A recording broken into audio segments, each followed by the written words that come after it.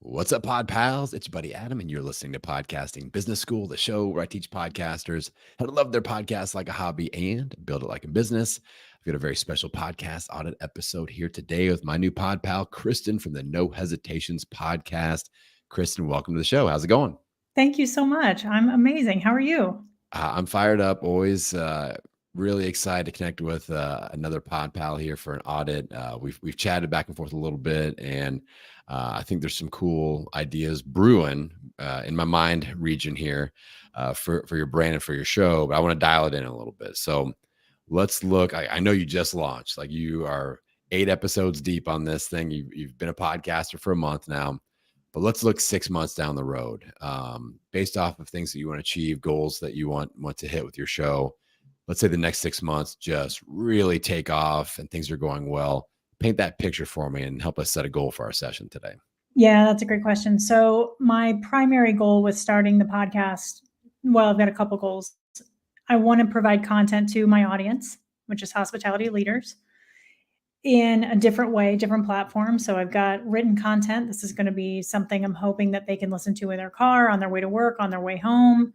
If they need inspiration for, getting ready for work or something to focus on, or, a little nugget that they can use for lineup when they're walking into the restaurant, that's really important to me, and something to speed up their development and build a community of leaders around them that they can learn from. 6 months down the road, the podcast will still be happening every single week. I will be hella consistent with that. I've already got my episodes recorded through the end of the year, so super excited about Very that. nice. I want to make sure that there's a nice balance of different types of episodes. So the interview portion, I'm going to start doing coaching this week on the episodes, which I'm really, really excited about. Cool. I want to position myself as an expert as much as I can.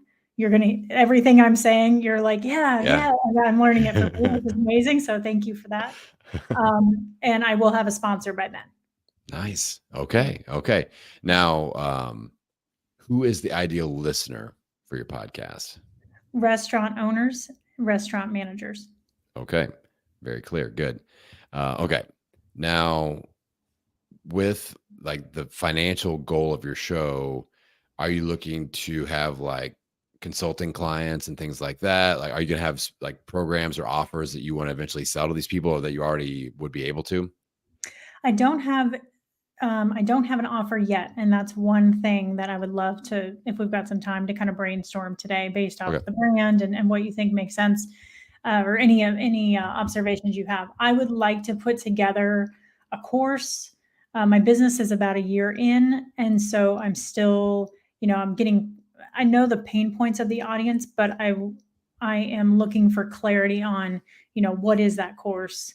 What is that audience really looking for, and what's different from, what's out there? And I'm in that process right now of doing the research on understanding what's in my competitive market, and what's not. So, okay, cool. I think we can definitely knock all that out.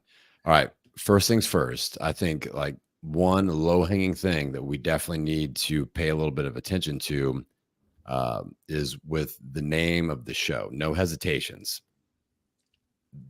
This will be a great example for you. So before I do podcast audits, I always look up the show and I'm like looking at their art and looking at what's going on with your SEO and all that. There are so many podcasts named No Hesitations that I thought you hadn't launched yet. Like I couldn't even find it in there because there are so many other shows called No Hesitations. So what I would look at doing, and this is good news that we're catching you 8 episodes in, because we can make a quick tweak where you could do a total rebrand. I don't feel like you have to if you're not into that, but I would definitely add a sub title or a title extension where we are using words hospitality and restaurant, because those are the search terms that are going to pull in your ideal listeners that could eventually become your ideal clients. So like entrepreneurship tips for restaurant owners and hospitality, or maybe like business tips for restaurant owners and hospitality entrepreneurs. That way we get the word business, we get the word hospitality, we get the word restaurant, and entrepreneurs. Those are 4 keywords that are really searchable. And I swear to you, like just adding that extension, it'll double or triple your downloads just doing that. And I would try to sneak that onto the art of your show. Okay, I was just I gonna would ask you. almost highlight it Okay, where, because there are so many other shows called No Hesitations. I don't even think you need to put No Hesitations on the art. I would put this subtitle on the art. And like if you're gonna put an image of you like pointing to it or referencing it or like standing beside it or something like that, because that's what's going to make you stand out. And I don't really think people are searching the word hesitation or hesitations. So, like for me, I searched that because, and then it made all the shows pop up. So I think that's a unique search. But if people are searching hospitality, restaurant entrepreneurship, or something like that, I want your show to pop up and have all those keywords right there in the art. We're like, oh my god, this is for me. And if you're gonna go next level, you could really dial in on like a niche group. And you may not be there yet because you're still kind of doing market research. But if you find that your ideal client is a certain age range, or male, female restaurant entrepreneurs, or fresh out of college, or whatever, if you can get that descriptive term in there and eventually layer that in as well, where you're like, I am the consultant to millennial restaurant and hospitality entrepreneurs. When they see that, when those people are searching around, they're like, oh damn, that's for me. That's who's for me right there. So is all that making sense so far? Do I need to pump my brakes yeah, here? no, that's great. Thank you. Okay. And I know that's a lot of verbiage that to squeeze onto a square and things like that, but it can definitely be done. But it will really help out. So I want you to stand out because you came on this show and we're pod pals, and I want you to have the Adam advantage here. Cool.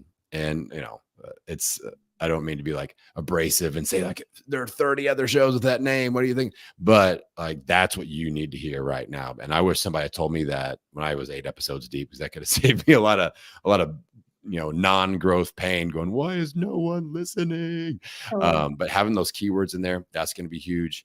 And then definitely looking at your, a little bit of an update with the art to get those keywords featured in there. I would take some of those, like the word hospitality and restaurant. Those need to be in a different color that's like highlighted or something like that. If you've got all white block lettering, put those words in bright yellow or like, hot pink, blue, whatever. So they really pop. I want eyeballs driven to that going, okay, this one is for me. All these other ones, I don't even know. Okay. I don't even care. So if I update the verbiage on the artwork, should I also then update it on, like, do I need a different domain? Do I need a different website link? No. Can I leave all that the same? I Just looking I at would the keep that artwork, simple. initial grab, and searchability. Yeah. So Yeah. the description from the SEO perspective. Okay. Yep. Yeah. And you don't even have to like include all that extension when you're talking about the show. And I mean, if you're speaking at a conference or something like that, I'd be like, yeah, I'm the host of the podcast No Hesitations. It's a show for, blah, blah, blah, blah. And then they kind of throw the subtitle in there so people kind of dial in on it. But like otherwise, like when you're introducing the show, hey, welcome to No Hesitations. This is your host, Kristen. You don't have to do the whole big blah, blah, blah thing at the end, but it's mainly for SEO. We throw that on the title line in your podcast host. We call it a subtitle, but don't use the subtitle line. Throw it on that title line and just a great big title. And it'll really, really help. So perfect. That's kind of a low hanging fruit, easy fix there. Great. Now, when we're talking about once that's done, the right people are going to start finding your show. And that's going to really help because people that are in your potential client base are now searching hospitality entrepreneurship, restaurant entrepreneurship, business tips for restaurant owners. They're finding your show. They're starting to listen like, oh, all right, Kristen, she's got some stuff to say here. And, doing coaching style episodes, great idea. We want to level up that expert positioning.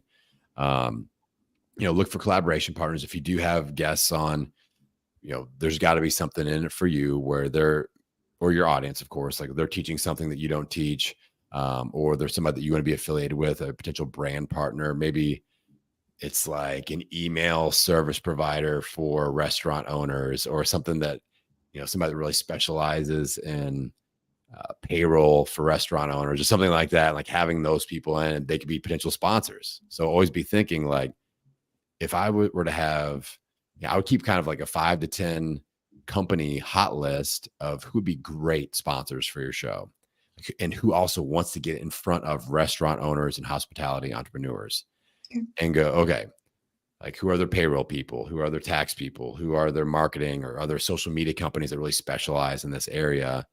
Go find those people, invite them on the show, make friends, and go, hey, down the road, who would I talk to about potential brand partnerships? And they will introduce you instead of you cold pitching them on, emailing their help at email address going, I'd like you to sponsor my podcast. But now you've had somebody on the show that's one of their experts or marketing people or whatever. Hey, can you make a warm introduction to somebody that's a decision maker in your Rolodex that could be a potential sponsor down the road? So, and then other advantages for you when you have somebody on the show, they have a podcast that you really would like to be on as a guest. That's a great opportunity as well. So they got to check at least one of these boxes, and that's going to be important. So does that make sense? I love I've got a list going. I'm already starting to have those conversations now, which I Good. know, a lot of people have said is early. I know that this process also takes time. Yeah. And I like to move quickly. I'm just a hyperachiever, but I also love your challenge. And I've started this of 52 to be on 52 podcasts. Next year, that's my goal. So starting to have those conversations. My question for you around that is there a secret number? Like, how early is it to start getting sponsorship for a podcast? Do you have to get to 2,000 downloads? Is it 6,000? Is there a number? Okay. I love this question for you. And I think that there's some options here.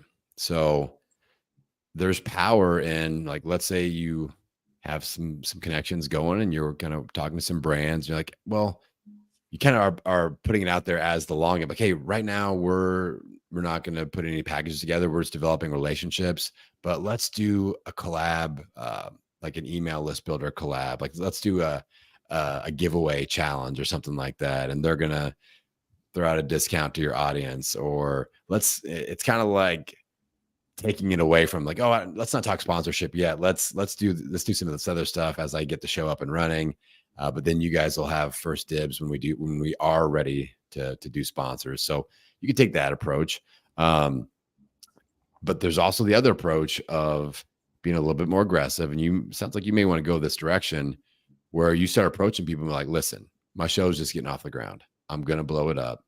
And here's the thing, you can get in on the ground floor as one of our brand partners, and maybe their pricing is grandfathered in or something like that. Or you're like, this is the lowest pricing that I will ever offer for my marketing package. And by acknowledging that you've just launched the show, when they go, well, how many downloads do you do? Like, it's almost like irrelevant. It's like, listen, and you can use this is like a true fact where the most downloaded, if you look at a show like mine that's got 421 episodes, the most downloaded episodes are the most recent released 10 and the first released 10. So if people start binging on my stuff of the most recent, like, you know what, I'm going to go back in the Wayback Machine and make sure I didn't miss anything good. And they'll start listening from the freaking beginning. All right. And probably less so when it's like hundreds of episodes like mine. But if you're in your first 100, oh yeah, that's the thing. So let's say you're on episode 49 and, like, people will find that show, but somebody sponsored you at the very jump and they sponsored your first 10 episodes. They're going to have so much exposure, and that's evergreen over and over and over again. So that's prime real estate to be in, is in a sponsor for those first 10 episodes. And that's something to promote to them, that this isn't like a radio ad where you hope the right person is listening in that exact right moment and then it goes away. This is highly targeted, bingeable content. People are going to come back and listen to this like an audio course. So, and you want that real estate in the first 10 episodes. You either want to be the most recent episode, or you want to be in those first 10. Yeah. Especially like your first year or two of podcasting, it's going to be such an effective space where, like, I would almost charge more for the first 10. Like, hey, first sponsors, like this is really targeted podcast real estate. So it's a little bit extra, but it's going to be worth it. Well, how many downloads have you done? Well, that's irrelevant. The show's going to blow up. And, 5 years from now, when I've got, 300 episodes and I'm doing 10,000 downloads an episode, you've got prime real estate, because people always come back to the first 10 to figure out what the show's all about. So that's kind of the language I would put out there. If you would be a little bit more aggressive with it now. Does that make sense? Okay. It does. And I prefer to talk about where the downloads are going versus where I'm at currently, because I feel like that's a little bit better way to sell it. But. Yeah. And then like the more you can layer in social media and email list exposure, like any assets that you've got there are huge. Like I just wrapped up a consulting package with some clients that had 200,000 Instagram followers. I was like, okay, we need to be talking about this with our podcast sponsors, because they will want to get in front of that. Mm-hmm. So we're able to layer in, hey, we'll do some customized reels for your brand, or they've got a list of like 15,000 people. Okay, we can do a newsletter blast and feature your brand on that. And all of a sudden we're able to charge a lot more, because it's not just about the podcast audio. So let's slowly but surely ramp that up so that we can package it all together. And there's power in that, with that, I call it a brand immersion package.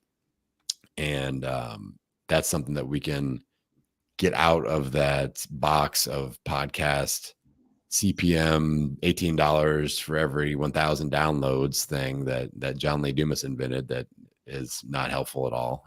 So, yeah, call me when you get 1,000 downloads and I'll pay you $18. No, thanks. But they'll pay $5,000 for a dumb radio ad that nobody hears. Sure. This is going to be way better. So yeah, I would just start looking at brand partnership opportunities, make friends, kind of keep that Rolodex, and just, you can have that initial kickoff sponsorship available. If they don't jump on that, hey, well, let's do a collab giveaway together. Let's build our Instagram and our email list together, and let's do a little 3-day challenge or something like that, or whatever. And they could be the sponsor of that, and it's just like an email list builder. So there's a lot of opportunities there just to kind of collaborate and build brand friendships along the way. I did a lot of that in my early days with my health show, and that paid off. And you just get to skip the gatekeeper, where all these other people are cold emailing, just asking for things, and we give value first and make friends and play the long game. That usually works out well. So yeah, totally. Okay. I feel good about that. Let's talk about like a service. I really think you could do consulting. I really do. Because if you get people, like the way I look at it, when we start a consulting service, we want to look at where you were 5 to 10 years ago and kind of target that as your ideal client and ideal listener, and go, okay, what would I have been hungry for 5 years ago in my journey? And from a consulting standpoint, like what would be attractive? What would I have been super attracted to from an offer of like, here's where I need help. Here's where I'm really stuck. If you can help me hit the fast forward button, and instead of like your journey took 5 years, maybe it takes me 1 year or 6 months or something like that. So that's what I see you doing from a consulting perspective. How's that hit you? Any thoughts on that initially? Good. Yeah. So I do coaching and consulting as part of my business. And one of the big pain points, so I'm focused on leadership development. One of the big pain points in the industry is retention is really low. Turnover is super, super high. And there's not a lot of leadership resources available in the hospitality industry, because restaurant owners are wearing all the hats of running their business, and some know how to do it really well and some don't. So I'd love to, eventually offer something, a course, some sort of content class, whatever, around retention, around helping with that development piece. So, okay. So I think you could even put it out there a little earlier, where, so with your coaching style episodes, what are you wanting to focus on there primarily? Have we dialed in on that yet? Introduce coaching to the hospitality world, because a lot of Okay. people don't know what it is and they don't understand it, and it's really hard to put a value on it. Yeah. When you're selling it to somebody. When I have somebody that's interested in coaching, I gift them a coaching session so that they can understand the experience, right? And I want to build that word of mouth, just like buying a gift card at a new restaurant. You're going to go Yeah. try it first before you buy something from Yeah. him, Yeah. from that restaurant. So that's my big thing, is introducing this. And again, by doing coaching on the podcast, if that person that's being coached has a moment of insight that somebody else can learn from by listening to that, then that's amazing. Okay. Yeah. So let's start piecing together kind of the trail, that like the monetization trail that we could potentially go down here. So I think the first piece of that is creating a little bit of a theme for your coaching style episode. And most people like just start doing them and you're just figuring it out. But after you do a few, what I would really look to do is go like with my podcast audits, I focus on three things. And we really focus on one of these three things. So it's not necessarily all things podcasting, open Q&A. It's like, are we struggling with making money? Are we struggling with download growth? Or are we struggling with audience engagement? Which one do we want to focus on? And we kind of go down that route. So like maybe look at 1 to 2 to 3 things within the hospitality industry that you feel like you could really deliver on in a 15 to 30 minute coaching style episode. That would be great for the audience. That would be great for the person sitting in that hot seat. And so I would kind of look to create that. And that way, when people are listening and coming on, they kind of know what to expect. Like, okay, yeah, I can go on there and Kristen's can help me out with X, Y, and Z. But I would also have a separate focus point where when you are doing like a discovery call. So somebody wants to hop on, not necessarily hop on the podcast, but they want to do a discovery call with you to talk about working together. And I would have like with that, I feel like with one of these types of things, having that retention pain point featured, I think that could be a hot ticket. Like imagine maybe maybe it's the coaching style episode, maybe it's more of a discovery call, but like the question, why do you have such a terrible retention rate with your employees? Like an employee retention analysis discovery call or an employee retention, coaching style episode. I think that would be a great gateway to you showing off and going, hey, if you like this is the appetizer. You should bring me on as a consultant because this is just the tip of the iceberg. So I really like that retention pain point that you identified on one, probably not both, maybe the coaching focus point or one of the focus points there, or a discovery call. So any thoughts on that initially? I think that makes total sense. I love, kind of defining those 3 topics. That'll help me really target who I want to reach out to for coaching Yeah. on the show. And instead of just saying like, what do you want to talk about today? Let's go. Yeah, So exactly. That's what that you want to avoid. That's what you want to avoid. okay. Now, that retention too, that could be a great lead magnet. Like I see that as like a mini course, an email, build a scorecard sort of a thing, like your employee retention. Ooh, maybe it's a scorecard, Kristen. Like I know what? you love your scorecards. Oh, I do. I do.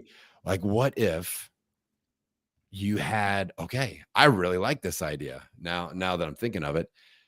So what if we had a scorecard where the goal was to improve employee retention and you gamified the situation where there are certain things that will improve relationships and enhance and improve employee retention, and those are the action items on the scorecard. Example: do a team meeting, 5 points. Send a positive email to congratulate one of your employees, 3 points. Give a team award out or something like that, 5 points. And just gamify and kind of stack the points and have hospitality owners and managers, like this could become a real industry tool. You know what I'm saying? And you could be known for this. I think you'd put so many people on your list. And if you had some sort of a course offering or consulting offering off the back edge of this, it would funnel right into it, where they're like, oh, I can't get over 40 points a week, Kristen. Let's hop on a call. I want you to analyze what we're doing wrong here. We've been doing the scorecard for a month, and there's obvious holes in our game here that we need your help with. I really like that. So, What tools do you use? Or, well, do you have an example or a scorecard that I could reference, or another episode where I could Yeah. dive deep into this? All of the above, Kristen. Yeah. I thought So you would. all of the resources. I'm about ready, better make the resources rain on you here. Right. So my podcast growth scorecard, I'll make sure I send you a copy of that, and you can just use that as a template. But it's just a Google sheet. So all I've got here, Google sheet. I even learned how to do the little formulas just for this purpose. You should have seen me. Everybody listening in, you should have seen me like Googling Google Sheets. I'm like, how do I make the formula? How do I make all the totals go down to the bottom and all the way across? And ooh, a new color, and ooh, it's in bold. Look at this. Like I really went all out. Um, but so I just built an opt-in page, and on the back side of that, boom, you get access to the Google Sheet. And super simple. It's my most downloaded resource, but I think this could be really cool. I think it could be really, really cool. Do you feel like you could have 10 to 15 action items that you could make scoreable? Yeah, Definitely. easily. Yeah. Okay. I like it. Now I would aim for that 10 to 15. I like 15 a lot. We don't want to go like 30 because that's too much. That'll overwhelm. But 10, 15, maybe 20. We don't want less than 10 because then it's like I'm doing the same things over and over again. But even things like recognize one of your employees on social media, shout them out, or just, yeah, I mean, you know all the things. I don't have to give you ideas on this, but that could really be cool. And then it's a situation where you could reach out to people and go, hey, I need people to test group this. I need a beta group. I need 10 restaurant entrepreneurs, owners, managers to do the scorecard, get your points for a month, report back to me, let me know what kind of scores you're seeing and the kind of results that you're seeing. Because eventually, like I did this with my scorecard. I did like a 6-month test run with a group of 20 podcasters.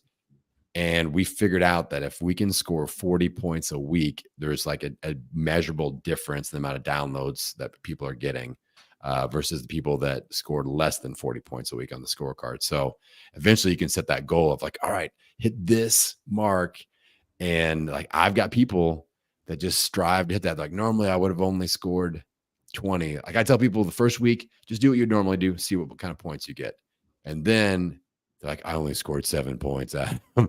And I'm like, oh, you got to shoot for 40 a week. So next week, let's try to get 25. And then next week, let's try to ramp that up to 40.